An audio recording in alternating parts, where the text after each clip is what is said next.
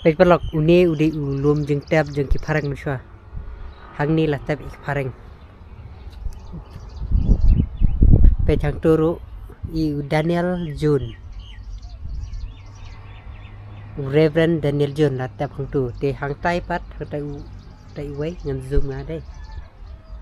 Tep ya Reverend John Robert missionary di hang ni min peit su ni. The wife of Reverend Thomas June, the first will. Hang ni latep ya ka log jong Thomas June. Haus nam khat pras pak 100%. Ni phareng kiwan yap chane siapo kari khasi bi ke jongi. Da ka ba kiwan yalap ya ka tin ga jong ulai.